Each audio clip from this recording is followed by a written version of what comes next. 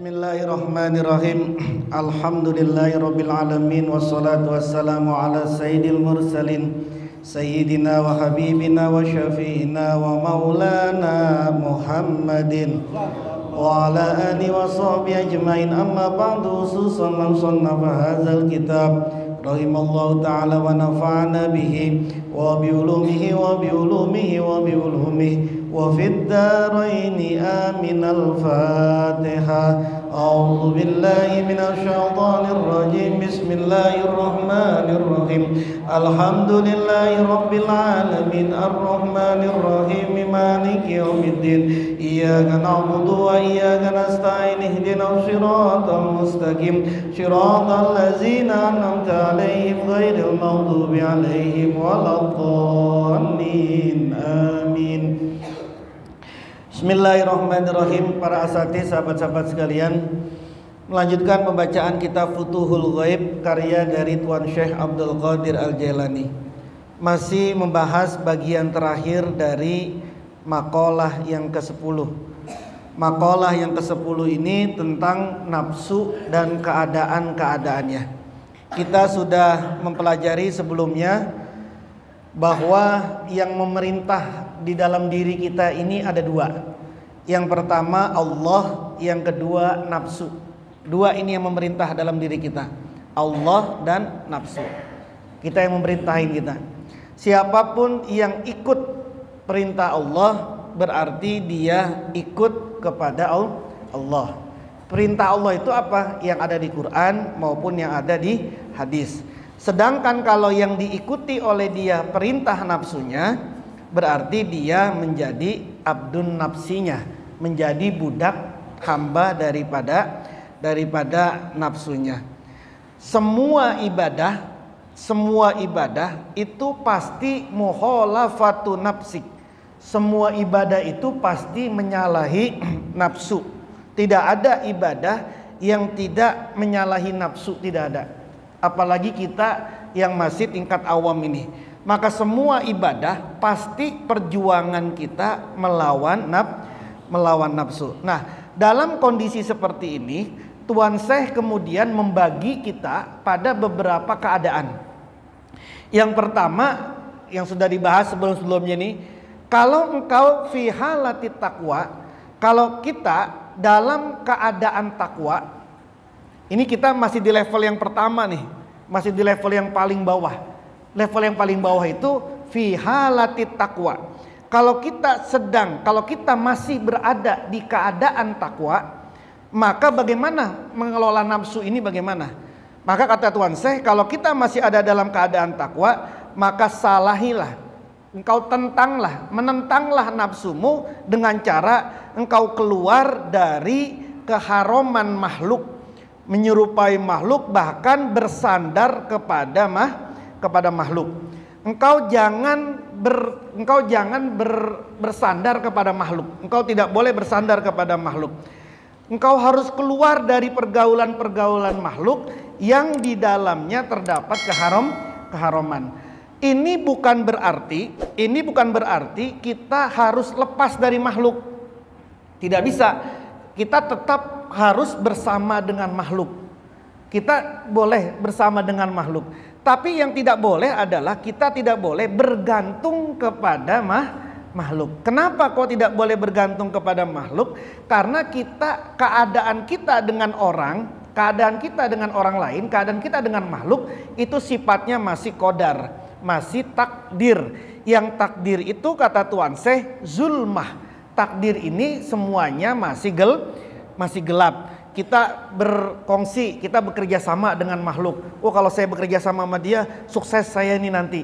Itu kan berarti kita bersandar. Padahal kebersamaan kita dengan dia, kebersamaan kita dengan makhluk tadi itu sifatnya masih takdir. Yang takdir itu masih gelap. Maka gelapnya takdir ini harus diterangi dengan cahaya, dengan lampu. Yang kata Tuan Syekh, lampunya adalah Quran dan hadis. Itu lampunya. Ketika kita ingin bergaul dengan makhluk, ketika kita ingin bersama-sama dengan makhluk, maka lampunya untuk menghadapi takdir ke depan ini, lampunya harus dengan Quran dan hadis. Pergaulan kita sama dia, kerjasama kita dengan dia, terus kemudian berkongsinya kita sama dia harus berada dalam koridor ajaran Quran dan hadis. Nah, itu yang kemudian kata Tuan Syekh, saat kamu masih dalam pergaulan dengan manusia ini, akan terjadi yang namanya khotir dan ilham, bisikan hati dan ilham, sebuah ide. Nah, kalau engkau menemui hal ini, kalau engkau mendapati ilham atau khotir, ada bisikan-bisikan dalam diri kita atau ada ide-ide dalam diri kita, maka Tuan Syekh kemudian membagi beberapa hal. Yang pertama, kalau khotirnya, kalau bisikannya, ilhamnya itu berupa sesuatu yang diharamkan oleh Allah untuk dilakukan, maka engkau harus berpaling dari ilham itu. Engkau harus berpaling dari bisikan itu. Katanya bisikan, kata ilham, ini engkau akan mendapatkan wahyu. Ini yang saya ucapkan adalah wahyu. Jadi engkau sekarang adalah nabi. Itu kan udah bertentangan tuh dengan Quran dan dengan hadis. Engkau harus menyingkirkan anakmu harus dibuang ke sana. Maka kamu, ini kan bisikan tuh, bisikan. Engkau harus menyelakai anakmu harus kau jual ke sana. Itu kan bisikan tuh, khotir itu, ilham. Nah, itu kan bertentangan dengan Quran dan hadis. Itu wajib hukumnya untuk dipalingkan. Tetapi kalau orang tidak berpegang kepada Quran dan hadis, yang terjadi apa? Yang terjadi selama ini kita dengar, ada orang yang ngaku sebagai wali, ada orang yang ngaku sebagai nabi lah, ada orang kemudian ngaku saya mendengar ini, kenapa anakmu diginiin? Saya udah, terus ada bisikan terus nih, anakmu ini mencelakaimu, kalau nanti gede akan mencelakaimu, udah bunuh aja sekarang. Ada terus kan kayak begini. Nah, itu karena dia tidak berpegang kepada Quran dan hadis. Yang kedua, katanya Tuan Syekh, ilham atau khotirnya, kalau engkau menemukan ilham, kalau engkau menemukan ide atau khotir berupa sesuatu yang dibolehkan oleh syara nih, tapi cenderung kepada syahwat, baik itu berupa makanan, minuman, pakaian dan lain sebagainya, itu maka itu juga harus engkau palingkan. Meskipun itu boleh. Boleh nggak kita mesen makanan di GoFood 10 jenis makanan kita pesan semua, boleh nggak? Boleh, orang halal semua asal makanannya halal. Itu kan boleh itu. Tapi gini, saya pengen makan ini. Persislah seperti kita lagi buka puasa, terus kemudian ngabuburit, lalu kan kemudian kan jalan-jalan ngabuburit nih, ketemu ini beli, boleh mubah. Kan khotir, dibisikan nih, kayaknya enak nih, makan cendol nih, beli cendol. Lewat kemudian terlintas lagi, enak kayaknya pakai ini nih, beli lagi. Itu kan boleh itu, tapi cenderung kepada syahwat. Kalau yang seperti ini engkau hilangkan, engkau harus lawan. Jangan diperturutkan. Masuk ke mall, masuk ke pasar, apa aja dibeli. Nyampe di rumah bingung. Ini buat apa ya beli ginian ya? Biasa-biasa aja padahal gitu. Nah, itu harus dibuang. Yang ketiga, kata Tuan Syekh, kalau engkau menemukan khotir, bisikan hati, bisikan atau ilham berupa sesuatu yang tidak diharamkan dalam Quran dan hadis, dan juga tidak diperintahkan dalam Quran dan hadis. Quran dan hadis tidak memerintahkan, terus juga Quran dan hadis juga tidak mengharamkan. Tapi ini sesuatu yang tidak masuk akal, sesuatu yang irasional, yang engkau itu tidak punya kepentingan sebenarnya di situ. Apa misalnya lagi jalan, kemudian dapat bisikan, segera kamu ke makom sana, gitu kan? Itu jangan dipeturutin dulu itu, ntar dulu. Lagi tiduran, terus kemudian ada bisikan, bangun, langsung sana ziarah ke makom sana. Jangan dipeturutkan dulu itu. Jangan, kenapa? Karena engkau nggak punya kepentingan sebenarnya ke sana itu. Lagi diem kemudian ada bisikan, kamu mulai besok, mulai sehari ini amalin ya, baca ini. Itu kan ilham tuh. Jangan dipeturutkan itu. Jangan diikutin dulu. Jangan diikutin sampai nanti ini menjadi jelas di hadapan gurumu. Meskipun nanti ilhamnya kalau kamu lakuin beginian kamu akan baik. Terus ini ilham nih, bisikan nih terus nih, kerjain. Ini ilham ini khotir ini kerjain. Jangan buru-buru mengerjakan. Kenapa jangan buru-buru mengerjakan? Karena engkau tidak tahu apa nanti akibatnya di sana itu. Sampai nanti ilham ini berulang-ulang, terus hadir, lalu kemudian kau komunikasikan dengan orang yang engkau anggap mengerti, baru kemudian dilakukan. Kenapa bisa begitu? Karena kalau engkau melakukan sesuatu yang tidak diperintah oleh Allah, maka engkau kalau terjadi apa-apa disiksa engkau. Tapi kalau engkau melakukan sesuatu yang diperintahkan oleh Allah, lalu kemudian sesuatu itu salah, engkau tidak akan dihukum oleh Allah. Contohnya kemarin itu apa? Nabiullah Khidir alaihis salam. Itu kan diperintahin itu, suruh ngebunuh anak kecil, suruh ngancurin kapal, suruh ngebangun rumah. Itu kan diperintahin itu. Karena diperintahin, Khidir tidak dapat dosa, ngebunuh anak itu nggak dapat dosa dia. Kenapa nggak dapat dosa dia? Karena dia diperintahkan. Ibrahim juga begitu. Kalau dalam Ibrahim juga begitu, mau nyembelih Ismail, karena dia diperintahkan, nggak dosa dia, nggak dosa meskipun Ismail kemudian berubah menjadi kambing, dia nggak dosa karena dia diperintahkan. Tapi Anda kita semua jangan GR kalau belum pada waktu, kalau ini kemudian engkau sandingkan, oh kalau begitu saya kan dapat bisikan terus nih disuruh bunuh, berarti boleh dong. Enggak, engkau harus jelas dulu ini siapa, makommu ini siapa. Engkau ini makomnya siapa? Yang kemudian engkau ini yakin bahwa itu adalah perintah Allah. Beberapa hari lalu saya dipanggil, ada orang ngotot banget pengen ketemu. Katanya di tempatnya ada uang, ada bank uang goib. Yang katanya kata penghuni situ, saya diperintahin nih sama Bu Nyai, jangan nyebut Nyai, ambil itu uangnya. Uang itu untuk kemaslahatan umat. Udah ambil, bagikan semua ke Jawa Barat katanya gitu. Semua ke Jawa Barat bagikan. Terus lalu kenapa Anda nanyanya sama saya, suruh saya ngambil? Gitu ya. Kan Anda yang disuruh perintahin. Ya sudah ini aja, bilang aja sama Nyainya gimana cara merintahi wujudinnya. Gitu ya. Ya itu dia yang saya nggak bisa. Ya Bu Nyainya yang nggak bisa, gitu bilang gitu. Kalau memang dia suruh merintahin itu suruh bagiin ada uang, ya sekalian dong. Apa yang perlu dibaca, kemudian apa syaratnya, kalau memang itu sesuatu yang baik, tidak berhalangan dengan hukum, tidak berhalangan dengan Quran dan hadis, ya kerjain aja, dikerjakan saja, gitu ya. Urusan nanti sudah nyata, itu urusan kita itu semua. Bagaimana cara ngeluarinya? Saya bilang, saya 2012 ketika nyari guru mursyid, udah ketemu sama gini nih. Tapi saya nggak bisa nih ngeluarin duit sekamar itu, saya nggak bisa ngeluarin duit. Sampai orang BI Bank Indonesia saya panggil ke Cirebon itu, saya bawa ke Cirebon untuk caranya gimana cara ngeluarin duit ini. Uangnya asli nggak asli, orang dipakai buat belanja di Alfa kok. Cara ngeluarin duit ini gimana? Nggak ada yang bisa, tidak ada yang bisa itu. Apalagi peraturan sekarang Anda punya duit 5 miliar di rekening, kagak ada silsilah, nyala itu PPATK itu. Itu mau bagaimana? Ya nanti kan kita bagi-bagiin. Maksud Anda bagi-bagiin bagaimana? Anda panggilin, nih gue kasih 100 juta, panggil lagi di sini. Anda sanggup itu begitu? Dikerubutin rumahnya. Karena Anda ngebagi-bagiin duit, nggak langsung kaget ini Anda. Nggak ngundang orang ini. Gitu ya. Segala macam itu. Jadi maksudnya nggak tahu kita ada apa gitu. Nggak tahu ada apa. Nggak tahu kedepannya itu akibatnya ada apa gitu. Jadi kalau yang jelas-jelas saja, kalau emang ya disuruh ngeluarin duit ini diperintah, ya sudah apa bacaannya, bagaimana caranya, kalau emang sesuai dengan, ya udah kita praktekin, kita ini kan begitu sih. Itu kan sesuatu yang tadi tuh tidak masuk.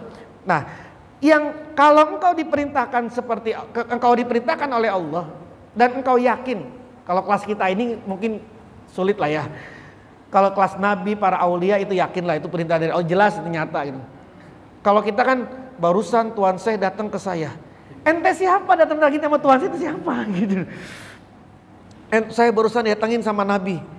Ente selawat sama Nabi itu berapa kali sehari itu? Terus kemudian GR Nabi datengin ente itu bagaimana? Udah datengin RT aja kagak, kecuali minta sumbangan gitu ya. Gitu kan jadi jangan dulu, sampai yakin dulu. Nanti ketika engkau itu sudah diperintahkan, perintah itu sesuatu yang engkau nggak akan disiksa sama Allah. Kalau dalam level yang lebih bawah lagi, level yang lebih bawah, ini kan pernah saya ceritakan, ada guru merintahin kepada muridnya, Syekh Samsi At-Tibrisi merintah kepada Jalaluddin Ar-Rumi. Rumi, malam ini kalau kau pengen belajar sama saya, beliin saya minuman keras dulu di warung sana. Katanya Samsi At-Tibrisi. Rumi tentu saja bingung. Saya datang ke warung situ aja udah geger ini umat masyarakat. Masa Rumi guru besar saat itu datang ke tempat pembelian minuman keras, apa kata orang ini gitu. Itu baru datang aja gimana belinya. Kata gurunya, kalau kamu pengen ngaji itu syaratnya, kalau nggak mau pergi sana. Karena Rumi bilang, ya sudah saya pengen ngaji, datanglah dia ke tempat situ beli minuman keras. Ketika beli minuman keras dibawa, dimasukin ke dalam jubahnya. Masyarakat udah ngintai-ngintai, ngapain tuh Rumi itu masuk-masuk tuh. Ketika keluar langsung digerebek. Hayo bawa apa kamu? Itu bawa, oh dasar kamu itu syekh doang. Padahal katanya ngomong syekh tapi minum minuman keras juga. Datanglah gurunya. Ada apa ini? Itu muridmu tuh Rumi itu katanya wali, katanya ini tapi minuman keras. Tahu dari mana minuman keras? Itu di balik jubahnya. Coba buka. Ketika dibuka udah air putih dia. Nggak dapat siksa dia. Nggak dapat siksa. Kenapa? Karena dia diperintahkan. Itu baru itu sama guru diperintahkan. Ketika dia sudah dibuka, sudah itu air putih. Anda beli air putih? Oh baru. Oh ya maaf saya pikir itu minuman keras. Padahal dibeli minuman keras, tapi sudah berubah menjadi air putih. Kenapa? Karena diperintahkan. Kalau tidak diperintahkan oleh siapapun, jangan nyelonong kemana-mana. Itu baru ke guru itu. Gimana nanti kepada Allah. Nah itu yang kata Tuan Syekh. Kalau engkau dalam pergaulan engkau harus seperti itu. Kalau ketemu khotir, ketemu ilham, itu yang kemudian dilakukan. Nah, yang sekarang kita akan bahas adalah bagaimana keadaan nafsu ini saat orang dalam keadaan hakikat. Dia sudah ada di jenjang yang kedua. Kalau tadi kan di jenjang pertama, yaitu keadaan takwa. Ini jenjang pertama itu. Yang kedua, kalau engkau dalam keadaan hakikat bagaimana? Inilah yang kita bahas. Wa in kunta, dan jika ada siapa kamu fi halatil haqiqati di dalam keadaan hakikat, fa wahia, adapun keadaan hakikat itu halatul wilayati, keadaan kewalian, halatul wilayati, keadaan kewalian, fa khalif, maka tentanglah, lawanlah hawaka, hawa nafsumu, wattabi, dan ikutilah al-amro, pada perintah fil jumlati, pada semua perintah. Kalau kamu naik ke level satunya lagi nih, yaitu level hakikat. Level hakikat itu maksudnya di sini adalah keadaan kewalian. Kita naik nih satu lagi nih ke keadaan kewalian. Bagaimana memperlakukan nafsu itu? Tetap tentanglah nafsu itu, tetap harus kamu lawan nafsu itu, ikutilah semua yang diperintahkan. Apa itu mengikuti perintah? Wattibaul amri, dan adapun mengikuti perintah. Wattibaul amri, dan adapun mengikuti perintah itu ala kismaini, atas dua macam. Ahaduhuma, salah satu dari keduanya, kismaini, anta huza, hendaklah mengambil siapa kamu, minat dunia dari dunia, al-quta, pada makanan pokok, al-quta, pada hal pokok, makanan pokok, kebutuhan primer, allazi huwa, yang adapun kut, itu hakun nafsi, haknya jiwa, watatruka, dan meninggalkan siapa kamu, al-hazzo, pada bagian nafsu, wa tuaddi, dan melakukan siapa kamu, al-fardho, pada kefarduan, wa tastagila, dan menyibukkan diri kamu, bitarki zunubi, dengan meninggalkan dosa, ma zohara, sesuatu zohara yang tampak minha, dari dosa, wama, dan sesuatu batona yang tidak tampak dosa. Yang pertama, mengikuti perintah itu apa kata Tuan Syekh? Yang pertama adalah engkau ngambil dunia sebagai kebutuhan primer, itu secukup haknya jiwanya saja. Jangan ikuti bagian nafsu. Apa? Makan. Makan itu kan memang makanan pokok. Tapi makannya jangan ngebadok banget. Gitu. Apa aja dimakan. Apa aja. Minum juga begitu. Tidur.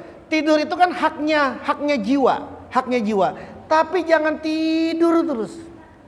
Jadi tidurnya sedikit. Jangan sedikit-sedikit tidur. Makannya sedikit. Jangan sedikit-sedikit. Beda itu. Sekedar memberikan haknya jiwa. Jangan ikut kepada bagian nafsu. Tinggalin dosa yang tampak ataupun yang tidak tampak. Dalam Quran dikatakan wala taqrabul fawahisa ma zohara minha wa ma. Jangan kamu deket-deket fawahis. Jangan kamu deket-deket dosa, kotoran-kotoran, keburukan-keburukan aja kamu jangan deket. Sesuatu yang tampak dari kotoran itu, dari dosa itu, maupun sesuatu yang tidak tampak dari dosa itu. Yang tampak apa? Ya yang tampak itu ya dosa-dosa yang tampak. Dosa-dosa yang tampak itu ya seperti mencuri, bermaksiat, segala macam itu ya. Terus yang tidak tampak apa? Yang tidak tampak itu yang ada dalam diri kita ini. Sombong, ria, pamer, angkuh, pelit, segala macam itu. Itu sesuatu yang tidak tampak. Tinggalin sesuatu yang tampak maupun yang tidak tampak.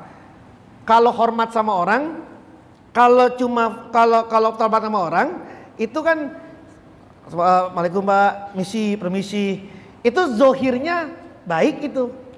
Tapi batinnya belum tentu itu. Karena bisa aja misi grundel. Sayang aja lu bos gua, kalau bukan bos gua lu.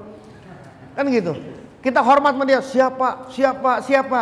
Karena dia jadi bos kita. Giliran dia udah diturunin, boro-boro mau siapa.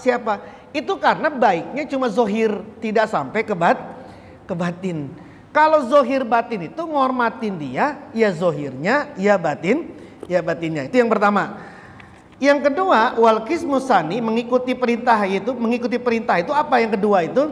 Wal qismusani, dan adapun macam yang kedua itu sesuatu kana yang ada bi amri batinin, dengan perintah batin. Bi amri batinin, dengan perintah batin. Wahwa, dan adapun perintah batin, apa perintah batin itu? Amrul haqqi, perintahnya Allah. Amrul haqqi, perintahnya Allah, ya'muru, yang memerintahkan siapa Allah, abdahu, pada hambanya Allah. Wayanhahu, dan melarang, wayanhahu, dan melarang siapa Allahu pada abdahu. Yang kedua, perintahnya ini bukan zohir, tapi perintahnya ini sifatnya batin. Yang batin ini maksudnya apa? Yang batin ini amrin sirriyin bifi'li asya. Perintah yang sifatnya sir, rahasia, untuk melakukan apapun saja, yang cuma dia doang yang tahu ini perintahnya. Kalau yang pertama itu perintahnya dan larangannya itu secara fikih lah, taruhlah gitu. Secara fikih yang jelas ini, menurut fikih ini boleh, ini tidak boleh. Tapi yang kedua, ada perintah yang sifatnya mengikuti perintah, yang perintah ini sifatnya batin, siri, yang tidak tahu orang ini kecuali cuma dia saja yang tahu.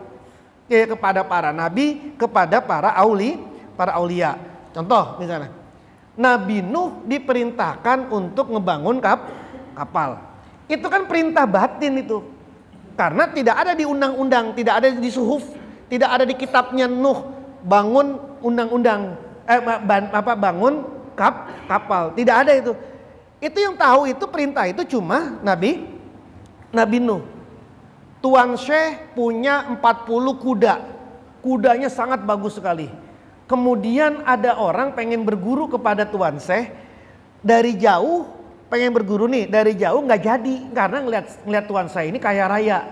Wah, masa guru toreko, guru Syekh ini kaya raya. Kudanya aja 40, kalau kita mobilnya aja 40. Masa jadi Syekh tasawuf gitu ya. Mobilnya aja 40, rumahnya jentreng. Gimana dia pengen jadi guru tasawuf gitu kan katanya nih. Akhirnya nggak jadi orang ini nih. Pengen masuk ke pengen belajar ke Tuan Syekh. Nggak lama orang ini meninggal. Meninggal sakit. Nggak lama orang ini sakit. Semua dokter tidak ada yang bisa nyembuhin sakitnya ini. Sampai kemudian kata dokter, kamu tidak bisa disembuh kecuali makan 40 hati kuda. Yang kudanya ini ciri-cirinya adalah punyanya Tuan Syekh. Barulah datang ke Tuan Syekh itu. Bilang, saya kata dokter tidak bisa sembuh kecuali makan 40 kuda. Kata Tuan Syekh, saya diperintahkan oleh Allah untuk memelihara 40 kuda untuk diambil hatinya ngobatin muridku yang itu kamu ini. Gitu ya. Jadi tiap hari disembelih kudanya, diambil hatinya. 40 hari sembuh orang ini.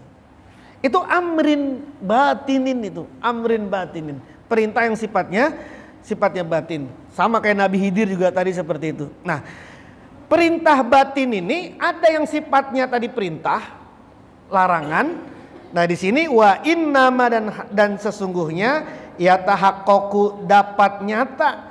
Yatahaqqaqu dapat nyata apa kismusani, bagian yang kedua ini, perintah yang kedua ini itu juga bisa nyata bihazal amri dengan perintah ini fil mubahi di dalam perkara yang mubah. Fil mubahi di dalam perkara yang mubah, allazi laisa yang tidak ada lahu pada hazal amri, laisa yang tidak ada lahu pada hazal amri, hukmun apa hukum fisar'i di dalam syarak, ala makna atas artinya, ala makna atas artinya maksudnya annahu bahwasanya hazal amru, annahu bahwasanya perintah ini laisa bukanlah min qabilin nahi dari arah larangan, wala min qabilil amri dan tidak dari arah perintah, al wajibi yang wajib, bal akan tetapi huwa adapun hazal amru, bal akan tetapi huwa adapun perintah ini muhmalun didiamkan, turika yang ditinggalkan al abdu siapa seorang hamba, al abdu siapa seorang hamba yatasarrafu dapat melakukan siapa si abdu fihi pada hazal amru, fihi pada perkara ini bihtiyarihi dengan pilihannya si abdu. Silakan dikerjain boleh, tidak dikerjakan boleh. Fasumya maka dinamakan apa hazal amru mubahan sebagai mubah. Fala yahdasu maka tidak bisa mengadakan, fala yahdasu maka tidak bisa mengadakan al abdu siapa seorang hamba fihi pada perintah ini sayan sedikit pun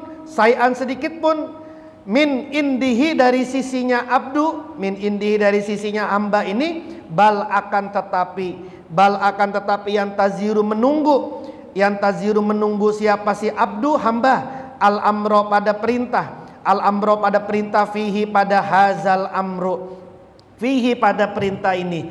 Faiza umiro, lamnya ganti ro itu.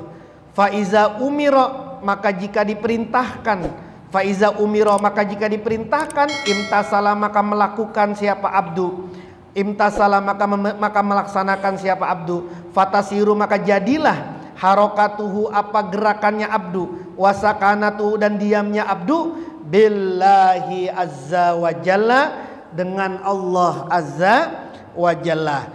Jenis yang kedua ini tadi perintah mengikuti perintah, yaitu perintah yang sifatnya batin. Itu tadi ada yang sifatnya perintah, ada sifatnya larangan, ada juga sifatnya mubah, yang tidak halal, yang tidak haram, yang juga tidak haram. Ini tidak boleh dikerjakan oleh seorang hamba langsung, tidak boleh, tapi tunggu dulu, tunggu diperintahkan. Meskipun ini buat barang yang mubah, tapi tunggu diperintahkan. Kalau diperintahkan silakan, kalau tidak diperintahkan silakan. Tapi ingat ya, ini untuk orang yang ada di level halatul wilayah tadi nih. Ini untuk orang yang sudah di level kalau kewalian. Jangan melakukan sesuatu ini ada perintah nih, ada perintah yang sifatnya mubah. Apa tadi? Baca ini. Nanti kamu amalin ini ya. Kamu dalam keadaan wilayah apa masih ke dalam takwa? Kalau dalam keadaan wilayah ini, keadaan wilayah kau sudah jadi wali saja, kemudian engkau dibisikkan, disuruh untuk melakukan sesuatu yang boleh. Baca ini, puasanya sekian. Itu kan boleh itu. Itu aja belum. Nanti tunggu dulu. Nunggu diperintahkan. Kalau udah diperintahkan silakan kerjain. Kalau belum diperintahkan jangan kerjakan. Contoh lagi, contoh yang lebih rendah tingkatannya. Bukan manusia kepada Allah, tapi murid kepada guru. Riyadoh Syaifi. Pangersa Abang ngasih Riyadoh Syaifi kepada wakil talqin, silakan diamalkan. Tapi kalau mau dipuasakan puasanya 40 hari, tidak boleh nyentuh laki-laki. Kalau laki-laki dia tidak boleh nyentuh perempuan. Kalau dia perempuan tidak boleh nyentuh laki-laki. 40 hari nih. Even anaknya, istrinya atau suaminya nggak boleh itu 40 hari. Ini kan perkara yang mubah ini. Mau dikerjain silakan, tidak dikerjakan silakan. Tapi jangan ujuk-ujuk kau ngerjain ini kalau belum diperintahkan. Kita wakil talqin ini memang dikasih saifinya, tapi nggak pernah diperintahin. Yang baru diperintahin ini Abah Jagat itu diperintahin yang baru lulus kemarin, diperintahkan amalin saifi 40 hari sekalian sama Ambu istrinya, amalin. Jangan, nggak boleh nyentuh laki-laki, nggak boleh nyentuh perempuan. Kalau laki-laki direpuk, itu kan mubah itu. Tapi karena tidak diperintahkan, ntar dulu, tunggu diperintahkan atau minta yang kemudian diperintahkan. Abah saya pengen begini-gini, boleh nggak? Ya udah kerjain. Itu kan perintah tuh baru kemudian perintah.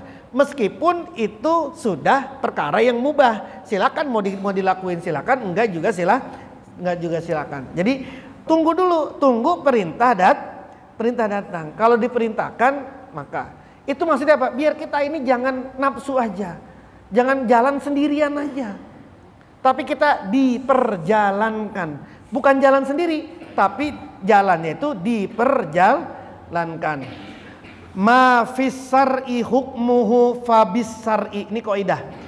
Ma itu sesuatu fis syar'i di dalam syara', hukmuhu utawi hukumnya fabis syar'i maka berdasarkan hukum syara'.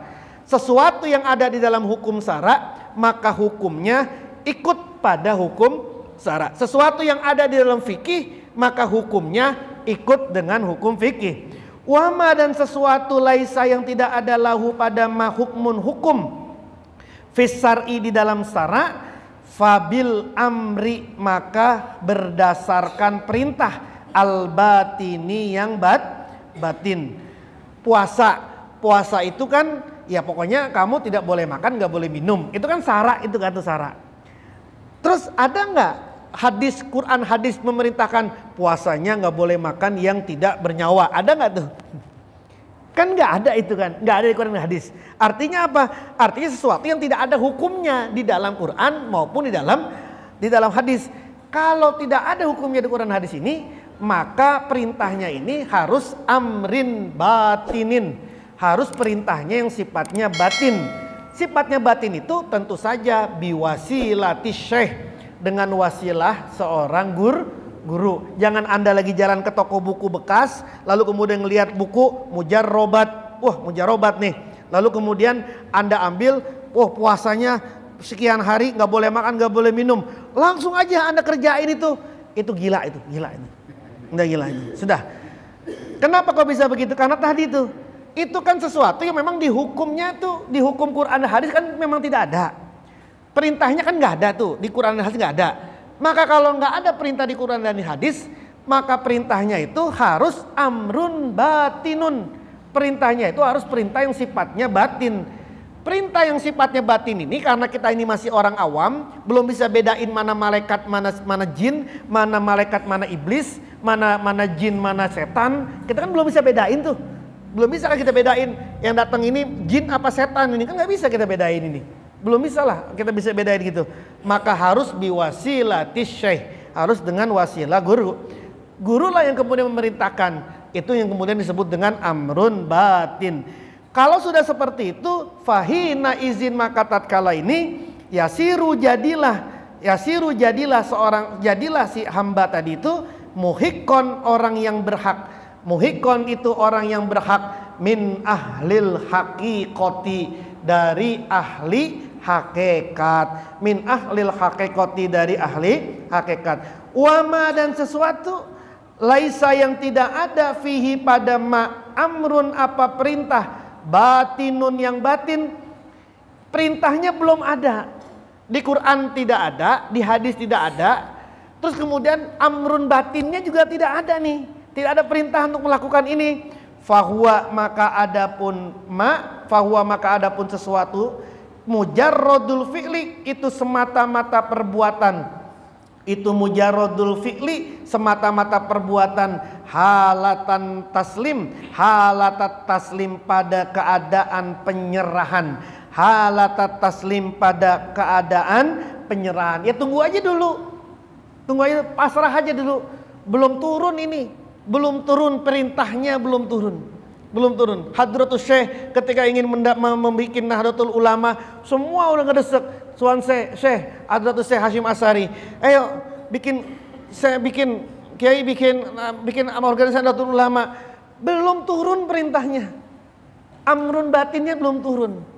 Kan bikin Nahdlatul Ulama, bikin NU, bikin organisasi kan nggak ada di Quran kan?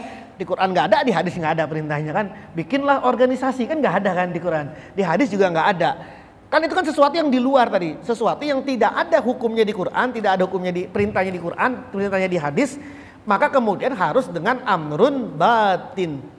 Nah, tua Hadratus Syekh ketika diperintahkan seperti diminta sama orang-orang, ayo bikin, Kiai Hasyim Asy'ari nggak berani. Ntar belum turun perintahnya, amrun batinnya ini belum turun. Baru kemudian turun amrun batinnya ini, baik melalui mimpi dan juga melalui Mbah Khalil Bangkalan, barulah kemudian Hadratus Syekh mendirikan Nahdlatul Ulama. Jadi harus pakai amrun batin, jangan ayo bikin ini. Entar dulu, tunggu dulu perintahnya. Jangan main sendirian. Biar Anda itu jangan jalan sendirian, tapi harus diperjalankan.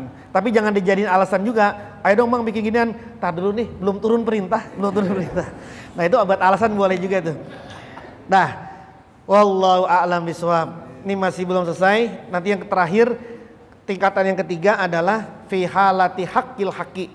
Nanti kalau keadaan kita sudah pada puncaknya hakikat. Nah itu seperti apa? Nanti insya Allah kita bahas di minggu yang selanjutnya. Al-Fatihah. A'udzubillahi minasyaitonirrajim. Bismillahirrahmanirrahim. Alhamdulillahirabbil alamin arrahmanir rahim maliki yaumiddin. Iyyaka na'budu wa iyyaka nasta'in. Ihdinas shiratal mustaqim. Shiratal ladzina an'amta 'alaihim ghairil maghdubi 'alaihim waladdallin. Amin.